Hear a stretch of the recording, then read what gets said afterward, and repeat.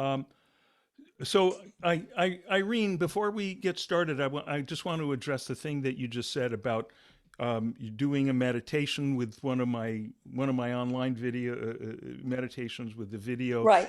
and there was a stretch where I was silent. Yeah. And I said finally. by by the way, years ago, I had a friend of mine who wrote a slightly, it was kind of a flavor of the week best-selling meditation book for a little Oh, while, and he made the online meditations to go with it. And I guess they were on Amazon or Audible, and people make the leave the user comments. And one person gave it like 1 star out of 5 and said, "This thing's a total ripoff. 3/4 of the time he doesn't even say anything." oh. I was going to ask, do you have to, when you go to these gurus, these big people, okay, let's say Maharishi, Yeah. okay, when you go to these people and you meditate with them, do they talk you through it or are they silent? It depends on their style of teaching. Oh, Many of them will talk during. I mean, Maharishi, his particular style was not to talk during meditation. Um, oh, so the Beatles didn't talk. You know who I'm thinking of. The Beatles didn't talk when the they did their meditation with, the Maharishi did not talk yeah. me through the meditations. Oh, Um, okay. but that was his style of teaching and guiding, and as you know, I was trained by him, but I moved away Oh, from you that. were. Yeah, I was. Oh, wow. Yeah, no, I trained with Maharishi. I was with him in at least 4 or 5 different countries on long retreats. One Wow. retreat I was with him for 6 months uh, Gee. in Spain and Italy. And Wow. let me just say one thing before we start about that, about being with the, what did you say, the big people, the big gurus. There are The no big big ones. there. Let me give you a spoiler right now. There are no big people. Mm-mm. No. There's no there's only people. um Okay. and we're all in the process of waking up. and Right. and people, and when people become awakened, Mm. they become awakened people, and people continue to be people, Okay. right? They don't become demigods. All right. They don't become gods. But I want to save you a lot of confusion right now. Okay, I'm saying to you something I wish someone had said to me around Mhm. 1969. Okay, Yeah. uh, that they're all people. They all on the we're all kind of like windows. Mm. Okay, with a certain amount of, and we all have, each one of us has a certain amount of dirt and dust caked on the window. Right. Okay, when we take up meditative practice, it's like we're cleaning the window. All right, we're cleaning the window, and the more we clean the window, the more the sunlight is able to come through. Right. So first of all, it's not like it's dark, dark, dark, pitch dark, pitch dark, pitch dark, and one day we go from 100% dark to 100% Light. blast of sunshine. Okay, Right. and that's often the way people think. Oh, we were unenlightened. One day, we're enlightened. In rare cases, that happens, and those are the ones that tend to, get featured in the books and so forth because they're fun to read about. Okay. But those cases are extremely rare. Mostly what happens is we're doing it, you get up in the morning or you come home in the afternoon, you do your meditation. It's like you're rubbing another little area of the window, a little more of the sunlight comes through. After a while you start realizing, hey, this room's getting lightened up. It's much more pleasant to be here than it used to be. But there's certain amount, and the thing is, you could meet someone who's got a lot of sunlight coming through and maybe happens to have, good language skills or a charismatic personality or something. So he or she winds up being in the position of a teacher and Right, could be very helpful in guiding you and helping you clean off your window. But that person could still have quite a bit of you know dust and mud and bird poop and all that still caked on their window. right, That's a lifetime of that. I even noticed being with Rupert. I mean, Rupert, the first time I was with him must have been, I don't know, 6, 7 years ago, something like that. And he was always, from the first time I saw him, just, you know, really just sterling.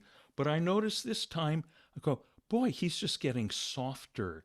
And better. and he actually, he quoted Sri Nisargadatta Maharaj, who is great enlightened sage of the 20th century. And Sri Nisargadatta said, you know, the older I get, the happier I get.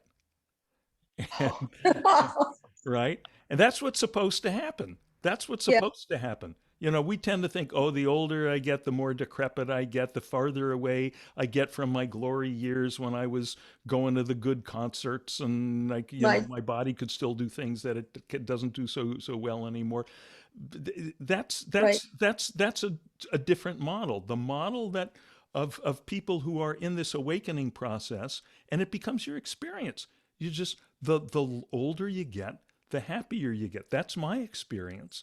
I wouldn't trade, you know, go back to being 20 right now. Oh my God, not for $1 million. Mm, If I had to go back to my consciousness when I was 20, you know. yeah, I know. Uh, so just this is a little bit long-winded, but it's a topic worth having some illumination in. I think to if when you find teachers that are you know, or a teacher who is useful for you, you find that, oh, you're getting good mileage out of practicing with them, then Right, that's great.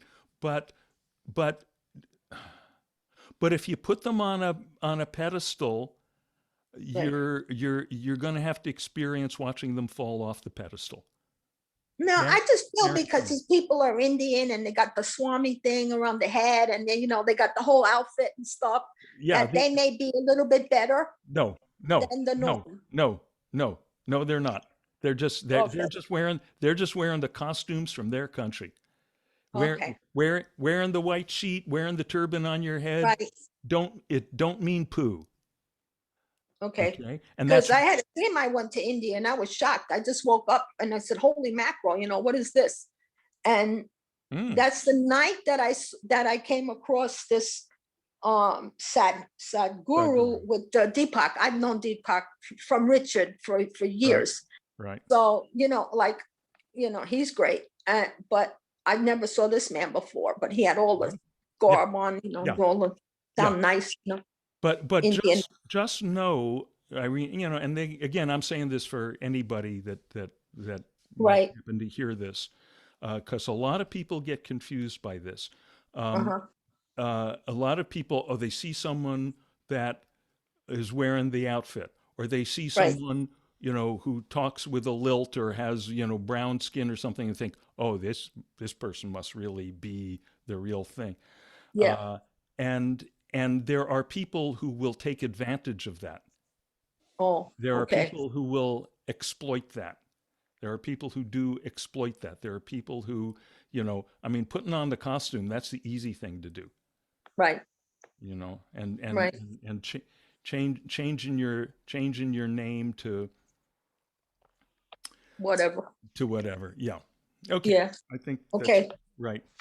But three digressions back. What I was going to say to you, Irene, Okay. was you having the experience of you were meditating with the video and there was a silent stretch and you got settled in. And then I said the next thing I said, and you Wait. jumped like And I jumped. it was like startlingly loud to you. It was, yeah. Now, was the experience of it startlingly loud because suddenly objectively I was talking at suddenly I was shouting on the video?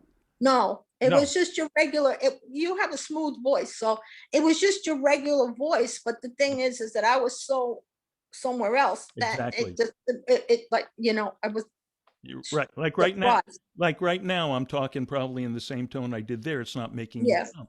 And the no. reason is that you became so profoundly settled, mind and body so profoundly settled. So in a Right. way, you say, gee, that's not fun getting startled like that. But No, in a it funny was a, way, but here, let me just finish this point. But in a funny way, it's really a nice confirmation. That's showing you, hey, this meditation thing is working. This yeah, profound settling down is taking place. yeah, that's the way I felt. I said, oh, I'm getting it, You're and getting but now every time I do go into meditation, I want the same thing to happen, and it hasn't. it. Okay, so now you've made the next point that's useful for everyone to hear, Yeah. um, which is that when we have a really deep, settled, or enjoyable, or whatever meditation, it's very natural that then we get an expectation. Hmm. And then we go to the next meditation and we think, oh, okay, now I want it to be like last time. Right. And then if it's not, we can start to think, oh, am I doing something wrong now? Oh, let me just a little bit just try to get back to where I was. And the moment you do that, you're no longer doing natural, You're effortless pushing meditation. away. Yeah, Right. and because any effort to create a non-agitated state of mind is itself a form of agitation. So Yes. it Right. is it's unproductive. And so and everyone goes through this. Everyone goes through, oh, I want it to be like that. Let me just Mhm. and then everyone goes through having to find out for themselves that that does not work. Right. Okay, Okay. so I'm going to mute everyone for now. Okay. And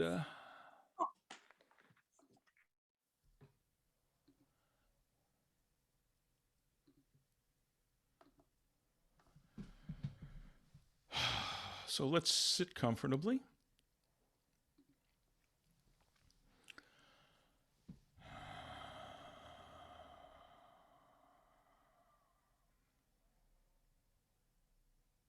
And actually, don't close your eyes. Don't close your eyes.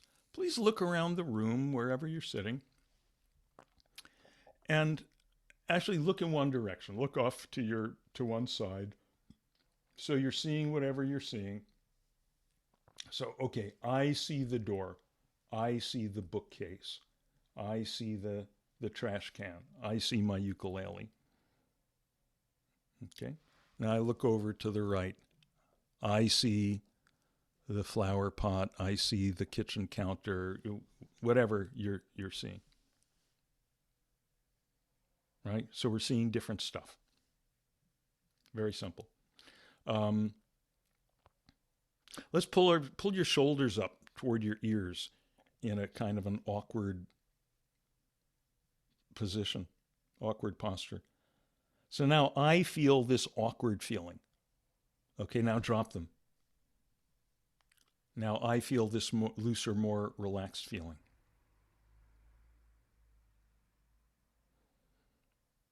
Okay.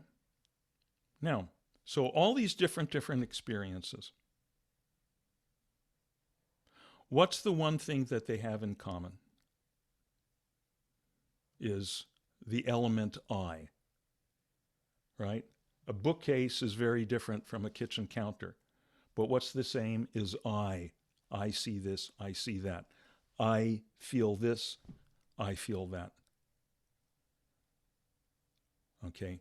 I, and sometimes I am seeing, sometimes I am feeling, sometimes I'm hearing, tasting, smelling, thinking, uh, having an emotion. But the thread that runs through all those experiences and every experience we ever have is this I. Okay? Everyone good with that? Simple. There's nothing far out, nothing metaphysical, nothing tricky here. In fact, think back to just scan over, like scanning back over your life right now. Just just in a general way, overview of your whole life back to childhood. All those millions of experiences you've had. Was there any experience from which the I was absent? Right? And of course, the answer is no. The I has to be present in order for the experience to happen. Okay? Very simple. Now, what is this I like? What is this I like? Is the I the body that you have right now? Because you didn't have that body when you were 5 years old, and yet you experienced I. The same I. It wasn't someone else. Is I the thoughts that you have? The thoughts you have now are not the thoughts you had when you were 5 years old. So it's not thoughts or opinions. Is it a personality? Do you have the same personality now as you had when you were 5? No.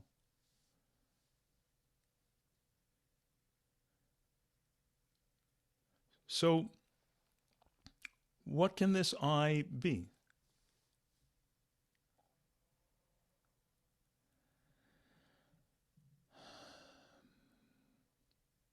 Can we say for the moment that this I is that which experiences, that which is aware of whatever you're looking at or hearing or feeling? Right? It's the experiencer. Another way we could say that is it's the awareness. It's that which is aware. Okay? But you know what? We don't even have to go that far. We all have a sense of I. I just say I, you know who I'm talking about. Right?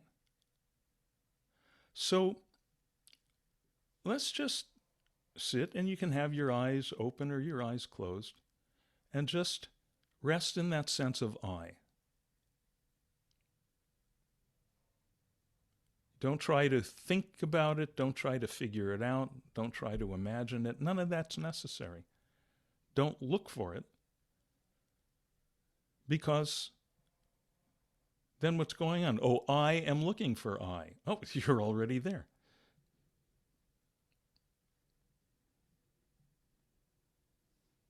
Like if I were to say to you, get up out of your seat and take 3 steps toward yourself, what direction would you walk in? Right? There's no direction you could walk because you're already yourself. You're already I. So right here, this very awareness that's hearing these words, this very awareness that's been hearing, seeing, smelling, thinking, everything all your life, the most familiar thing in the world right here, where you already are, where you've never not been. Just rest in this. This simple sense of I.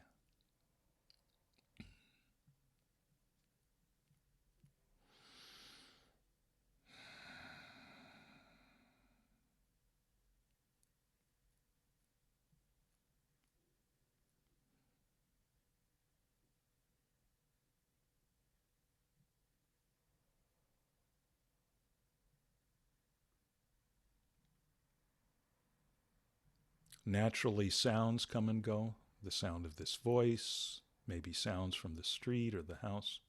Fine. Just resting in the I sense as sounds go by. Who hears those sounds? I. So no problem.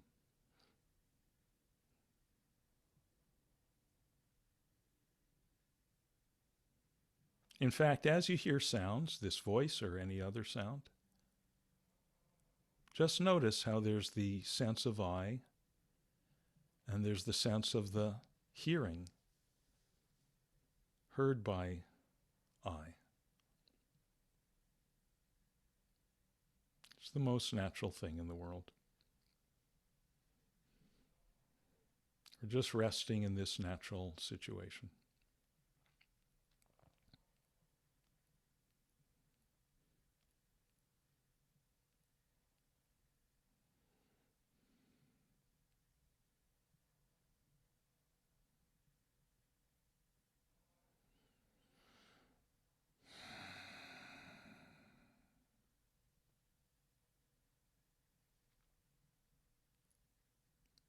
You might notice sensations.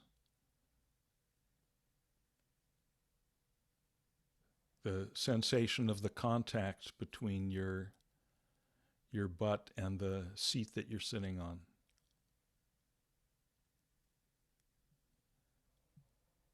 The sensation of contact between your hands and your lap or your knees or wherever your hands are.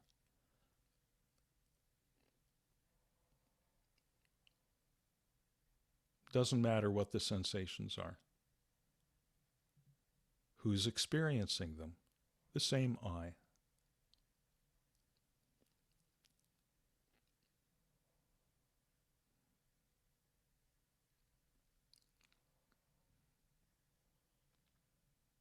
Thoughts may come and go. Feelings may come and go. And the one thing that does not come and go is the I that experiences the thoughts and the feelings.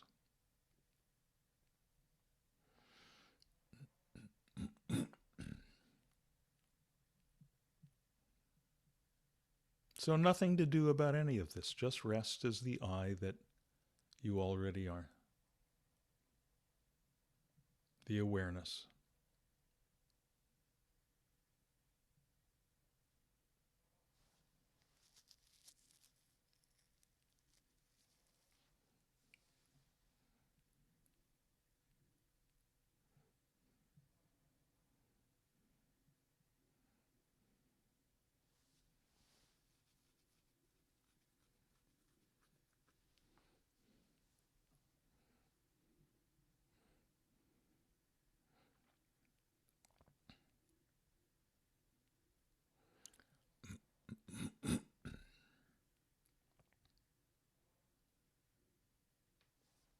Now we might notice, does this I have a color? Just notice.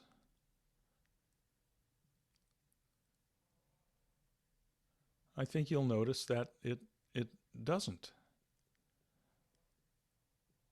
We might happen to notice some inner sense of color, but if so, that's something that I is noticing. It's another experience that I is having.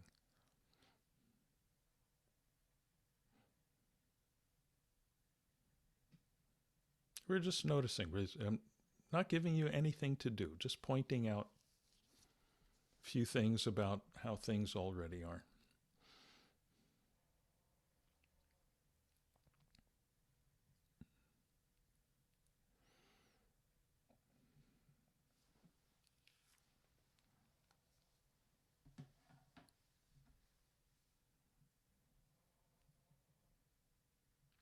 Does this I, this awareness, have a sound? Just notice.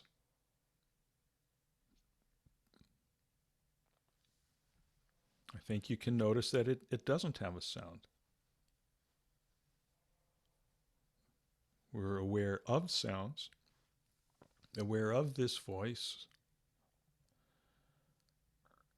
but the I is not this voice, the I is the awareness that hears it. So it has no sound. It's silent. It's perfect silence.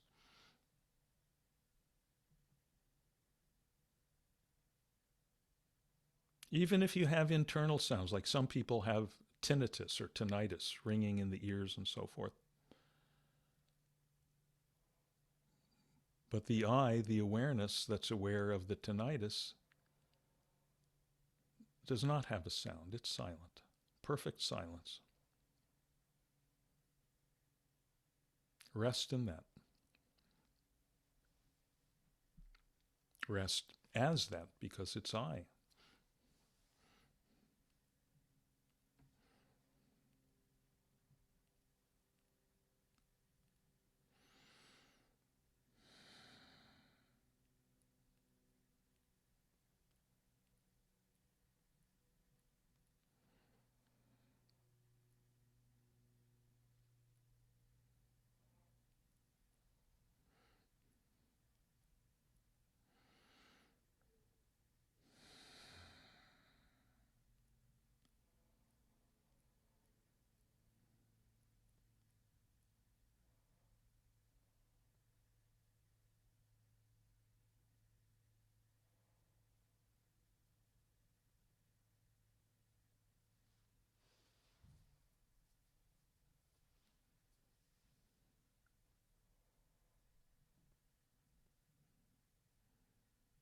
Does this I have a texture or density? Does it feel like anything?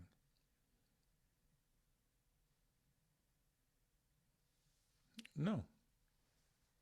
You may feel subtle textures or sensations of density within the mind or within the body. But I is not those textures. I is what's aware of them. So notice. Don't take my word for any of this. Notice what we're pointing out here, that the I has no texture, no density. It's completely open, clear.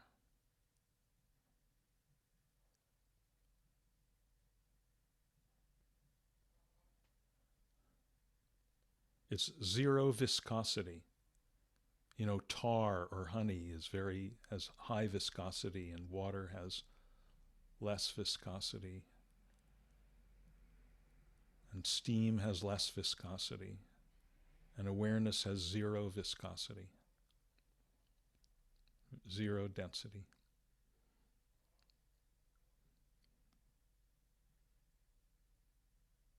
So we're resting in this perfect silence, perfect zero viscosity, perfect colorlessness. We don't have to remember this list of things, because we just have to rest in ourself, and that's what it's like.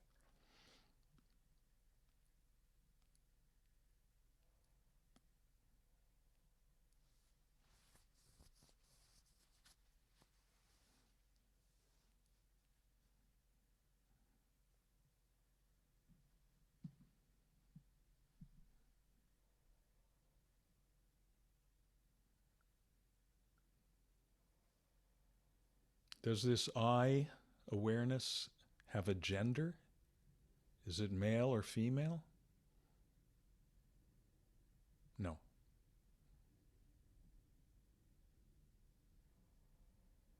Does it have an age? No.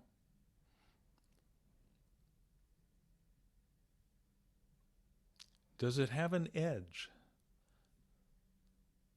See if you can find an edge to this awareness, this sense of I. A border.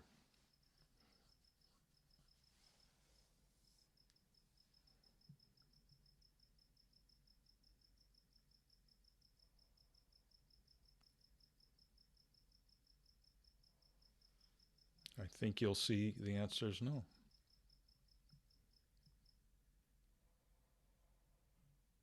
Since this I has no border, no edge, it's borderless, it's boundless. It's boundless.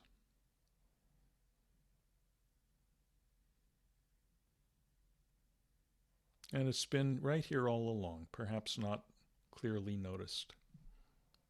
But it's what has experienced every experience you've had since the day you were born.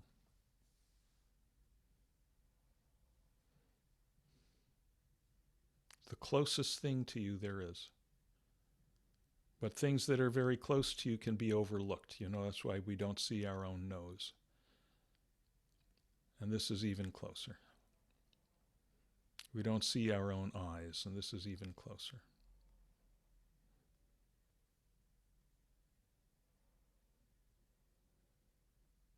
That's why it feels like home.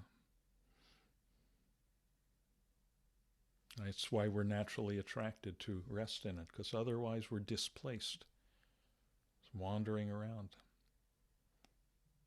And that's why it's no effort to rest in this eye.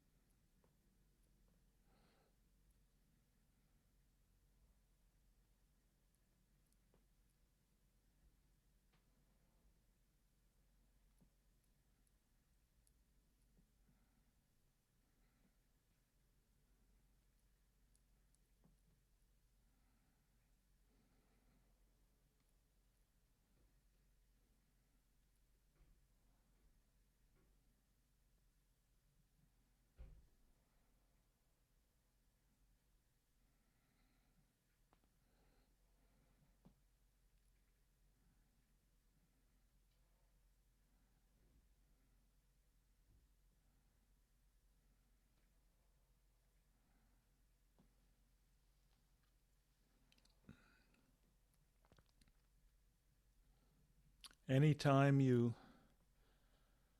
feel that, oh, gee, I wandered off from resting in the eye, I wandered off into all these thoughts, you can ask, well, who wandered off? Oh, I. You can't get away from it.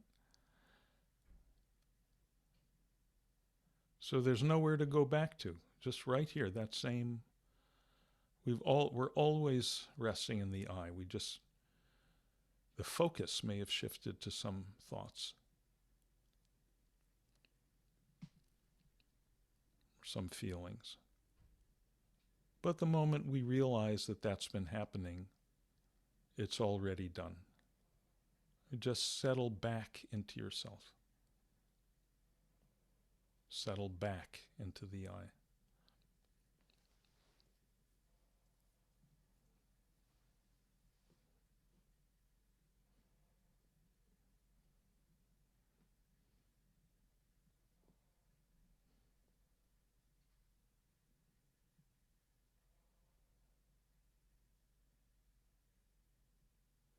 When we're looking for some result, looking for some achievement, looking for some special experience, looking for some meditation thing to happen, there's a tendency to, it's as if it's something that's going to be up in front of us somewhere, somewhere in the distance up the road ahead of us, or some carrot dangling in front of us that we're going for.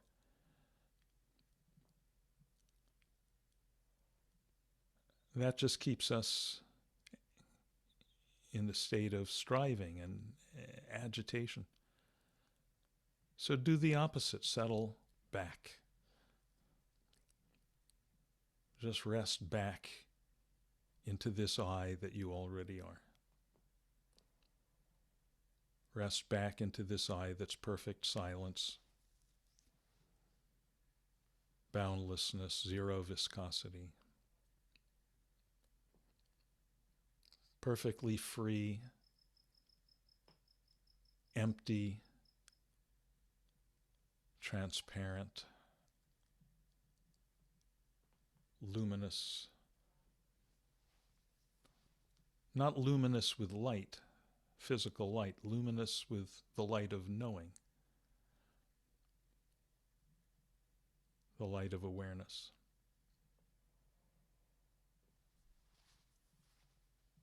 Rest as that, as you already are.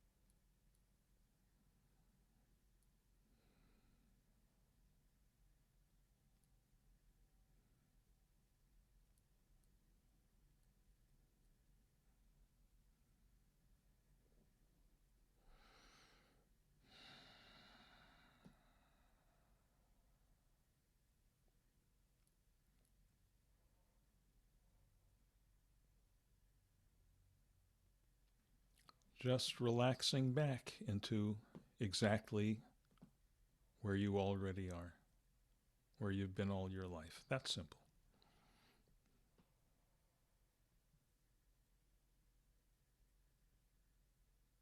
Just relaxing back into the eye.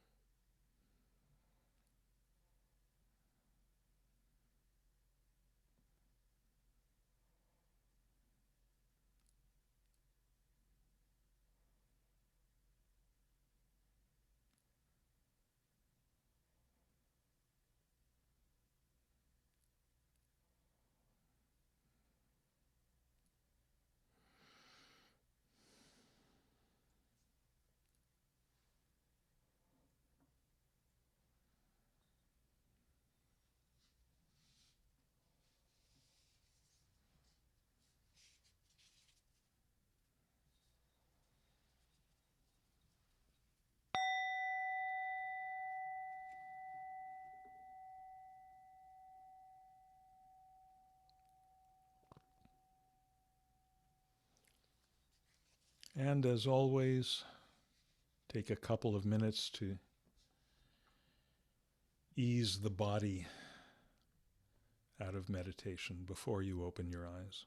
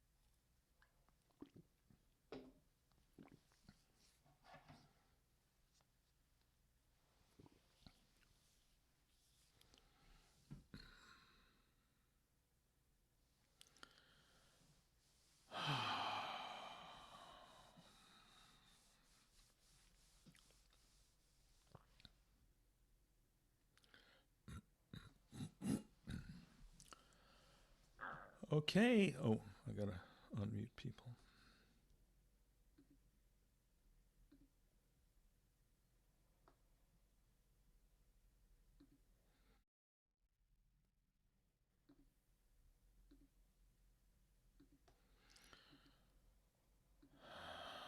Okay, how's everybody doing?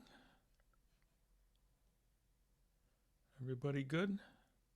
Good. Any questions or observations or reports?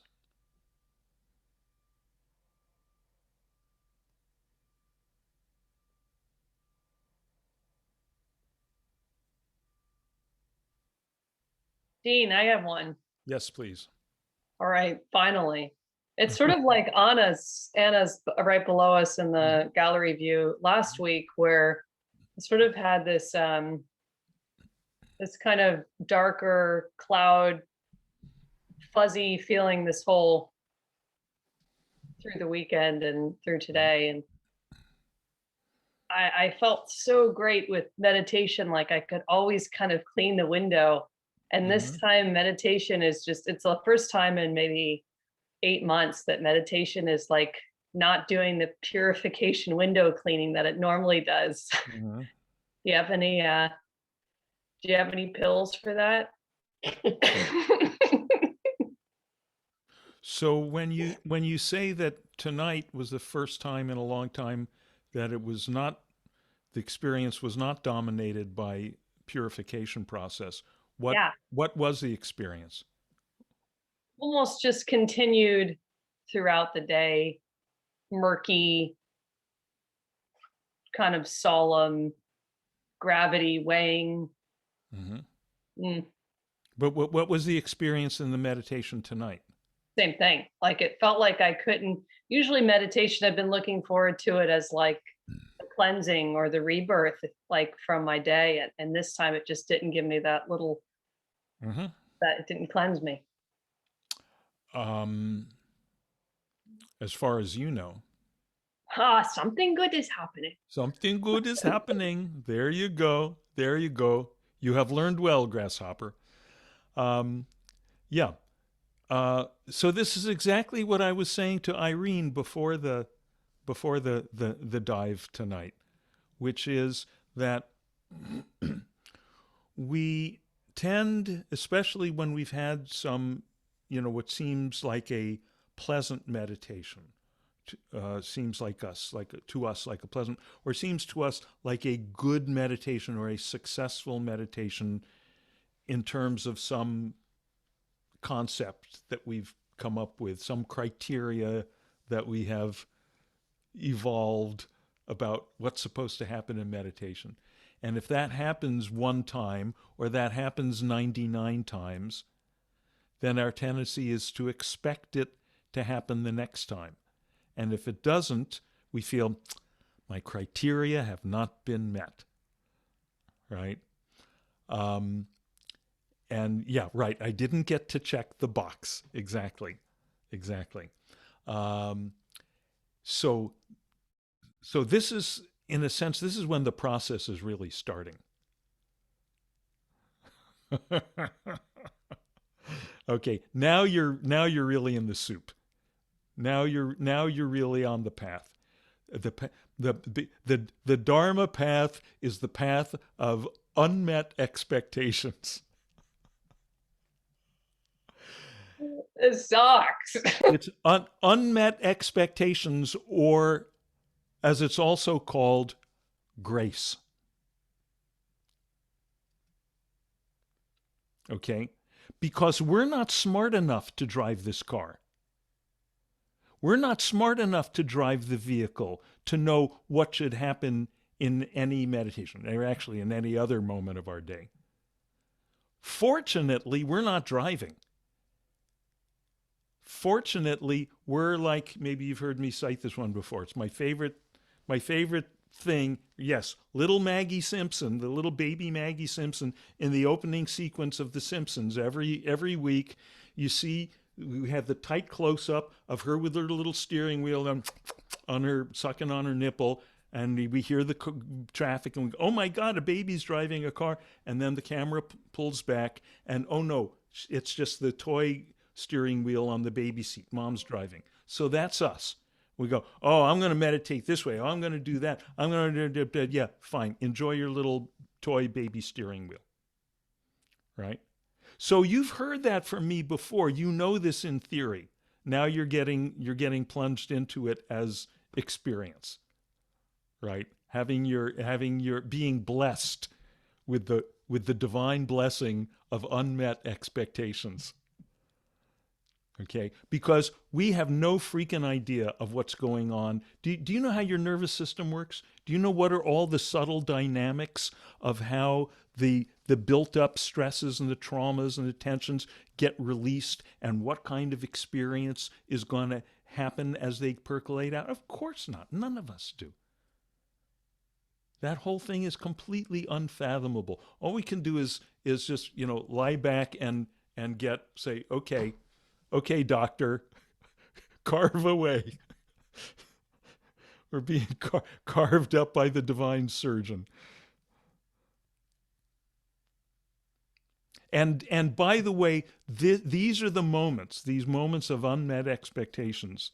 This is really what divides the men from the boys, the women from the girls, the real Dharma dogs, the real Dharma practitioners from the dilettantes who are just fooling around.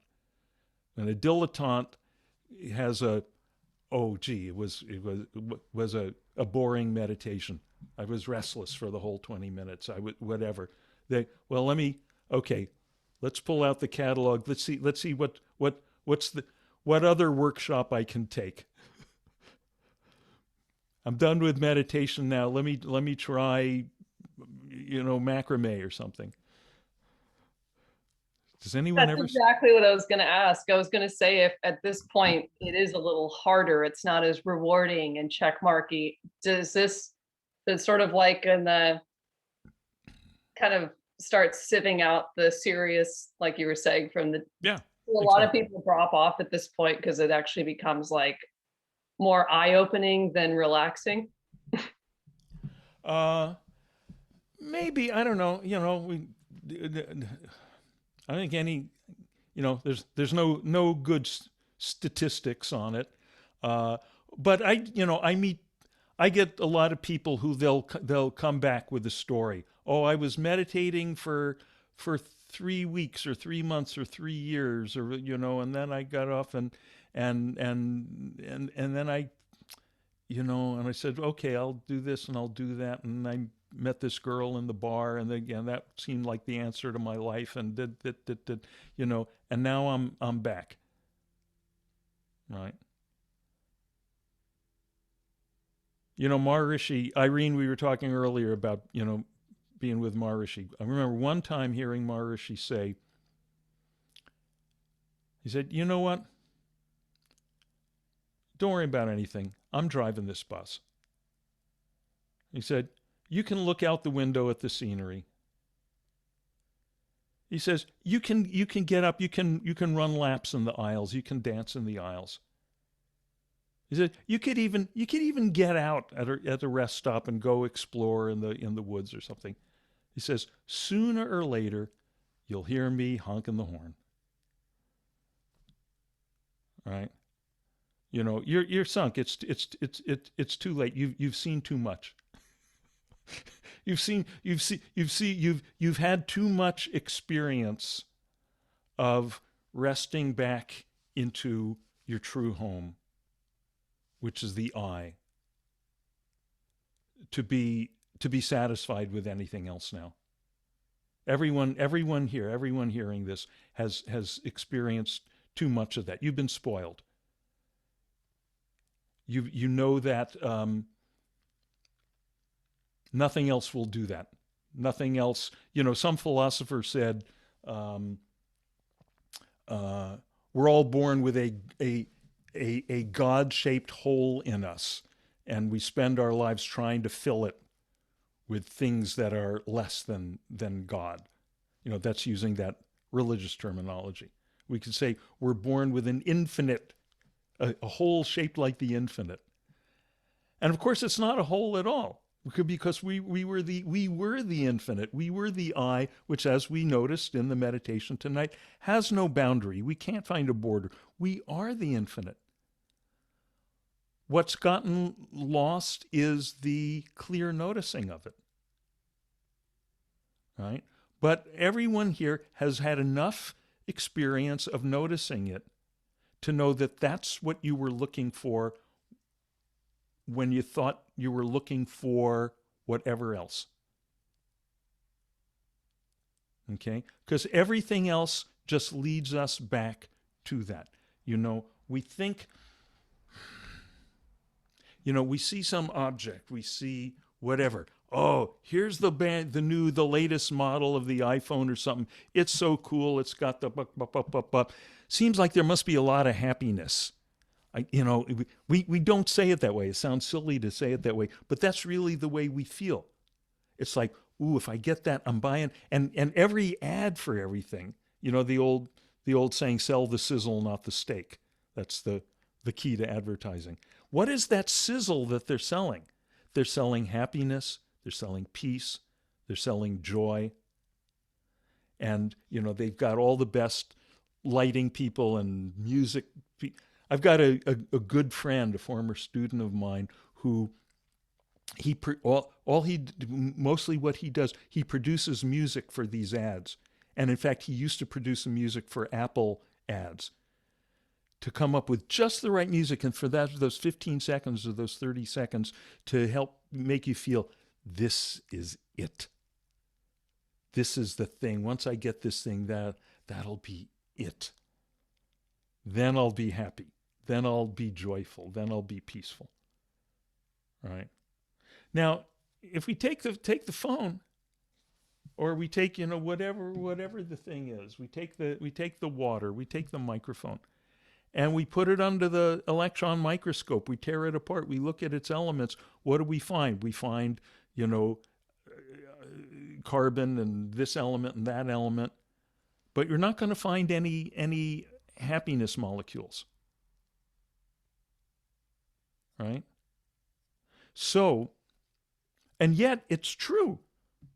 We get the new phone and we see this cool feature it has. We go, and we feel happy. We feel joy, right? I'm really thirsty. I really want some water. I'm going to get the, now I feel at peace. Now I feel joy.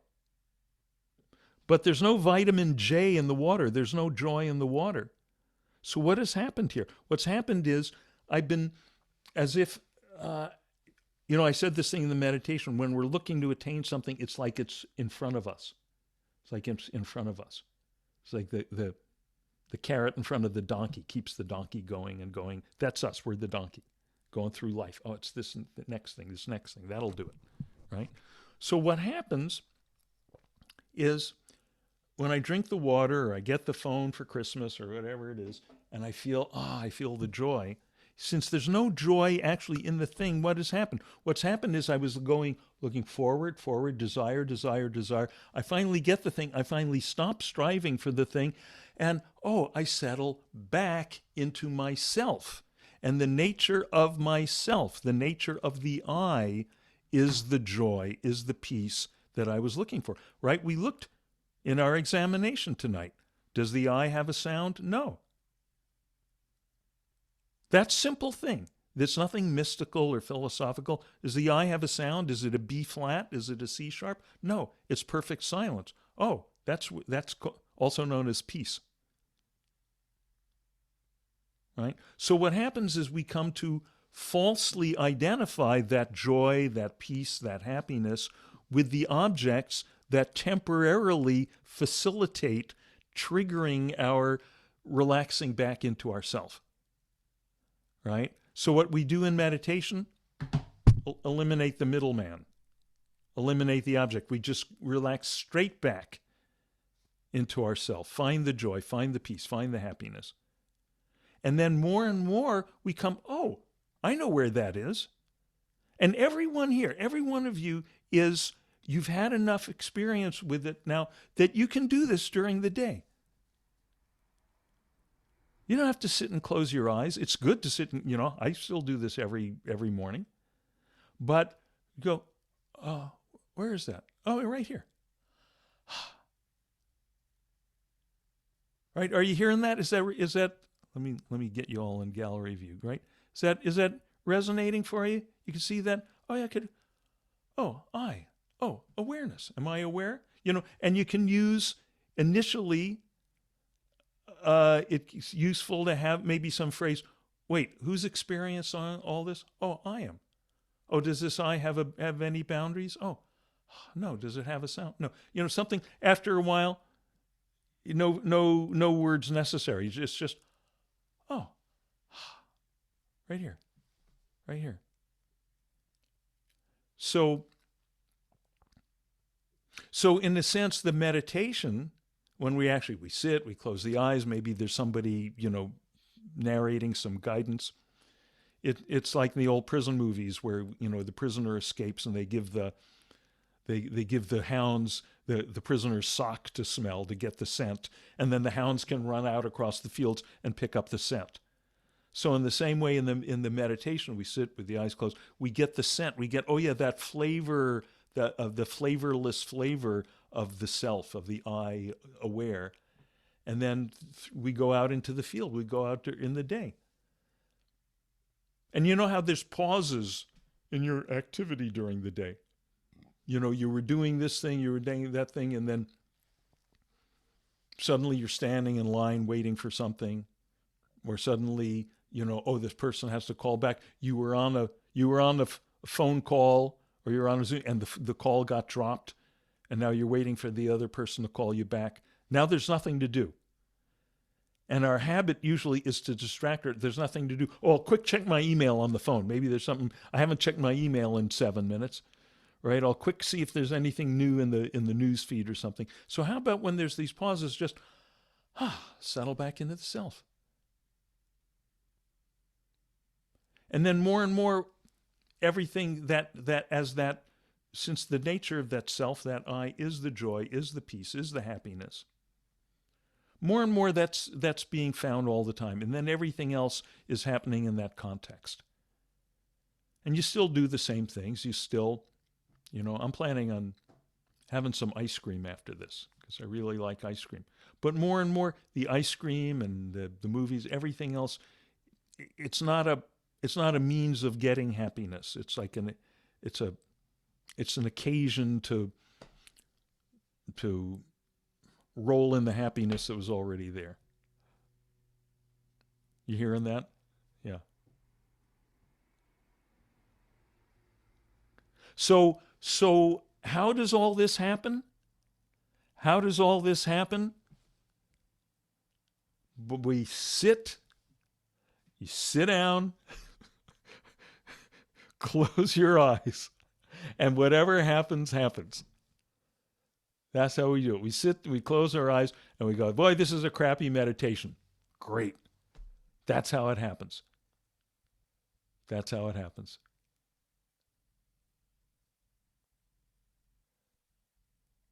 I'll tell you one other thing Maharishi said once. He said, it's like we're on the train. And this really applies actually to your question in a very direct way. He says we're on the train, and sometimes it's like, oh, we really see the scenery whizzing by, and we're thinking, oh man, I'm okay. We're making progress. We're getting somewhere here. Okay, and sometimes the train goes into a tunnel. Nothing's going on. It's dark. I don't experience anything. I'm in this tunnel. He says, but then one day you come out the other end of the tunnel and you go, oh, I covered a lot of distance that I didn't realize I was covering. Okay. Yeah, that's very cool. Yes, it is very, very cool. Mm-hmm. It's very, very cool. And this is one of the reasons why we have Sangha, why we have the group here to confirm this stuff for each other, to remind each other that, oh yeah, I've been through that. Yeah, I've been through that. Yeah, I've been through a version of that, right? It's the stuff is classic. It's all just textbook stuff, and the textbook has been, recording people's experiences for literally thousands of years. Thousands of years ago, people were asking exactly the question that you asked, and there's something very beautiful about that. You know, that we're part of this beautiful ongoing project of people waking up to their self, to their own inherent happiness, and that, in a way, we're in this sangha that transcends time and space. We're on the project with people who lived in the other side of the globe thousands of years ago, spoke languages we don't even know the names of, and they were experiencing the same thing. And the outer wrappings of the teachings may have been different. In some times and places, they were expressed in more religious terms, or in terms of more symbolic terms, and there may have been more playing of music and hitting of gongs and strumming of ukuleles and chanting of mantras, or the more symbolic, all these dozens of temples that I went through in Tibet, with all these hundreds of different Buddhas that all symbolize different aspects of this awakening process. But what all of it pointed to was exactly the I that we were experiencing in the meditation, and that you're experiencing right now. Right now, the I that's hearing this, the I that's hearing these words. Does it have a color?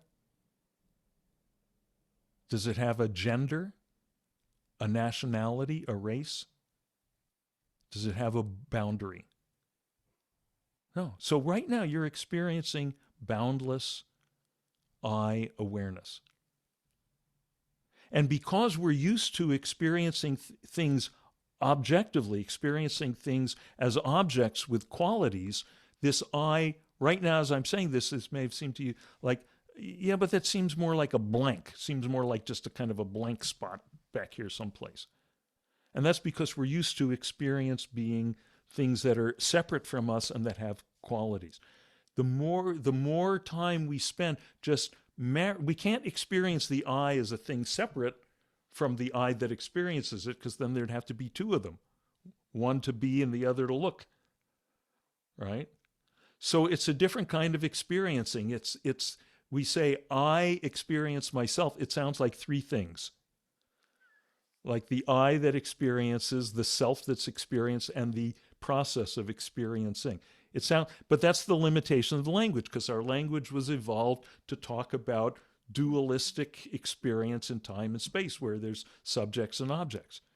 So this is really more just the I marinating in its own juices, and the marinating is awareness. It's awareness, aware of awareness. Again, that still sounds like three things, but it's one thing. It's like, this is an example that Rupert loves to use. It's like that we're used to the sun shining on objects. The sun shines on this object, the sun shines on this. The sun illuminates this object, illuminates this object. Can the sun illuminate itself? Yes, but in a different way. Not by shining on itself, just by being itself, by being luminosity itself. Right? So more and more that which has been in the background, this I awareness that's been in the background of all our objective experiences in the foreground, that's been like just lost to our attention, more and more comes to our attention. And every time you go, okay, who's experiencing all this? Okay, am I aware now? Am I awareness now? Oh yeah, can I settle into this right now as I'm waiting in line for my coffee or whatever it is, waiting for the person to call me back? Yeah. You don't have to sit and cross your legs. You don't even have to close your eyes. And every time we do that, we're strengthening our clarity of attention to that. So all these people, like the Buddha 2,500 years ago, and Jesus 2,000 years ago, and Sri Nisargadatta Maharaj, you know, less than 100 years ago, all experienced the same eye, and it's the same eye you experienced when you were 3 years old, and the same eye you experienced at breakfast this morning. Only it's getting clearer, and it's getting clearer that it's not blankness. It's blank of characteristics. It's empty of characteristics, but brimful of the luminosity of awareness, which is the happiness we were looking for everywhere else.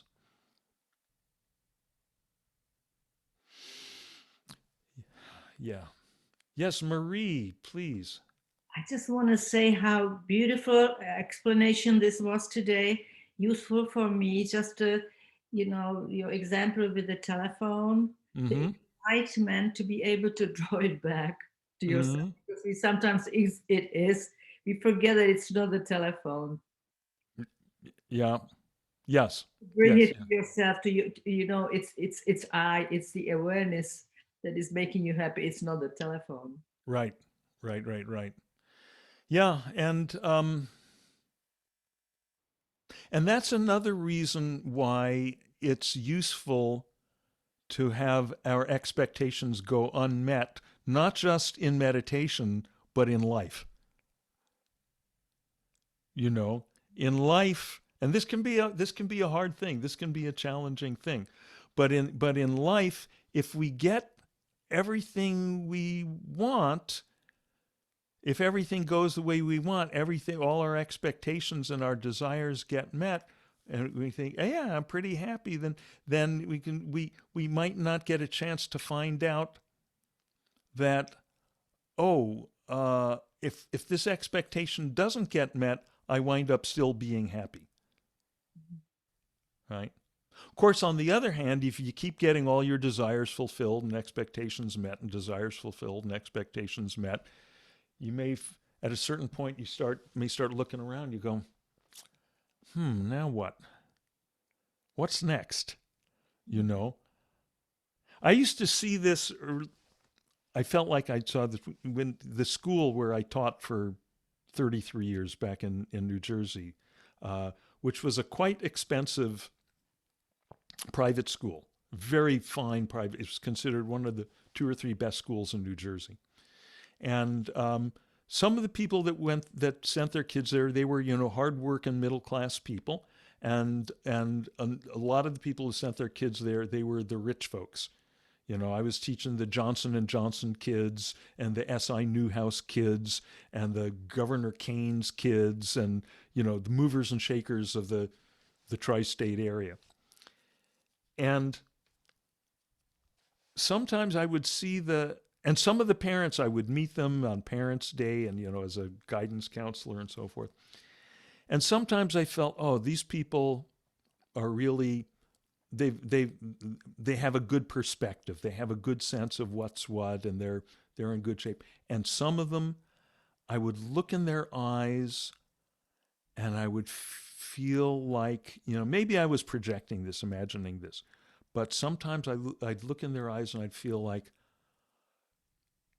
I was seeing terror, because it was like I did everything they told me to do.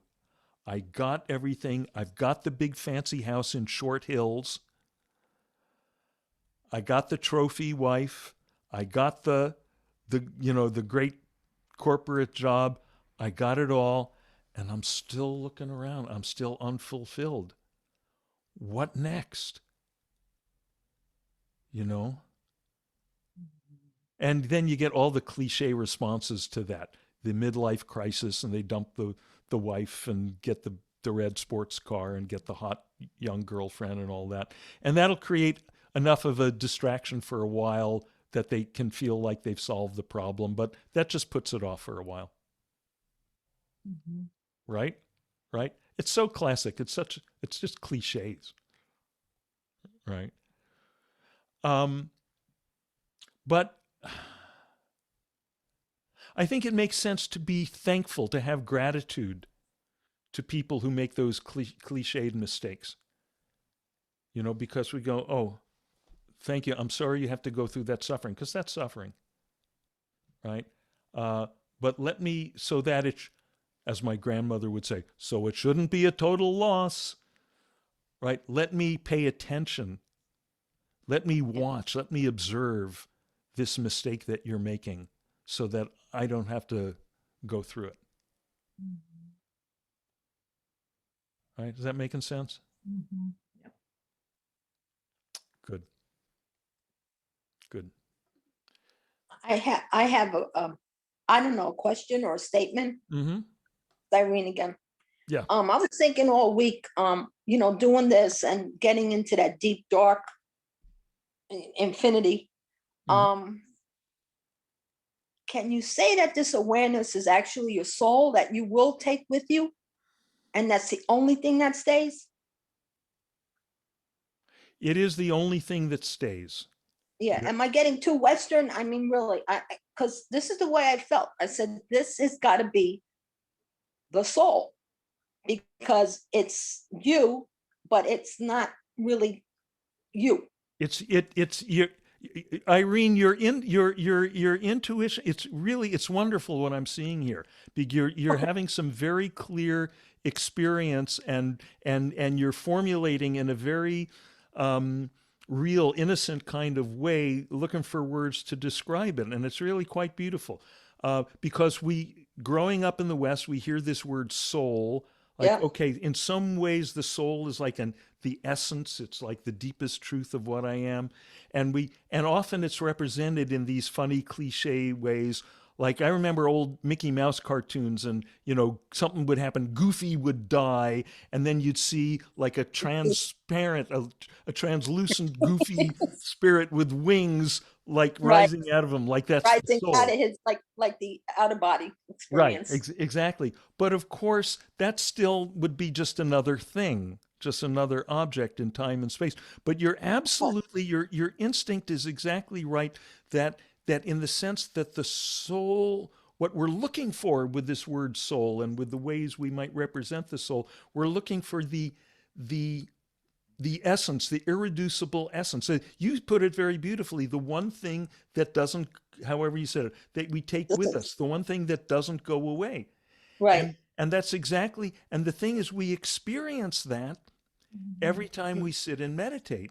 Right. And more without even having to sit and meditate. We experience thoughts come and go, Mhm. but this does not. This is the aware, boundless, open awareness space Right. within which the thoughts It, come and go. it's It's infinity. it's infinity. That's exactly Right. right. It's infinity. Everything else is finite. And how many infinities are there room for?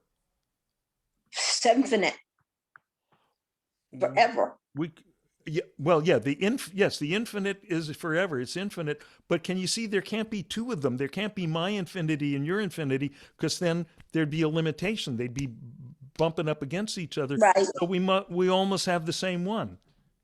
Well, everyone is from of the universe. I don't want to get into that. Yeah, yeah, You know, yeah. I just It's time. It's actually time for us to wrap this up. yes. But I'm sorry. let me just talk about this a little bit and just give you something to chew on, and don't take my word for any of this stuff, but or anyone else's word, but do pay attention to the words and then see if your own experience corroborates them. Okay? Mhm. So, you know, when we start to experience, oh, here's infinity, here's awareness and its experience, just because of the way our language works, Right. naturally we tend to say, oh, my awareness, Right. my soul, Mhm. right? But now, just think about this for a second. When we say my, again, because our language is designed for being out here in the world of subjects and objects, you know, Right. duality. When we say my, generally that means my means like belonging to Dean or No, I belonging think I to, said the soul. yeah, yeah, okay, yeah, I understand. Yeah, and that's right on. But I just let me talk about this for a minute, because most of us Okay. have these habits. I'm going somewhere with this. So Okay. So, like I'll say, okay, this is my phone Right. and that one is your phone. And in the world where this refers to Dean, and Dean is sitting here in Santa Monica and he's Right. this tall and he weighs this much, and Irene is sitting there in Florida and that's her phone, that my and yours makes sense. But Right. as we settle down into the soul, infinity, awareness, it's not Florida or Santa Monica or anywhere else. It's not big, it's not small, it has no characteristics. And so there can't, mine can't be different from yours, and in fact mine can't be other than yours. It's like up here on the surface I'm this wave, and this this foam belongs to me, and over there you're this wave, and this foam on top belongs to you. On the surface of life that makes sense, but we settle down into the boundless vast ocean, the soul, to use that word. Right. It all belong. There's only one of them. It's And everything. yeah, yeah. Yeah. Okay. So on that note, may all beings swiftly realize the soul, the ocean, the boundless happiness that they were looking for all along, and it turns out it was the one that was looking. And thus may peace prevail everywhere. Woo, woo. And the Sanskrit language for that wish, Loka samastaha sukhino bhavantu. Loka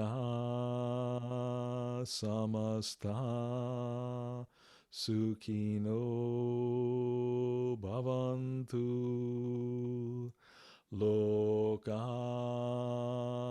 samasta sukhino bhavantu. Om Shanti Shanti Shanti.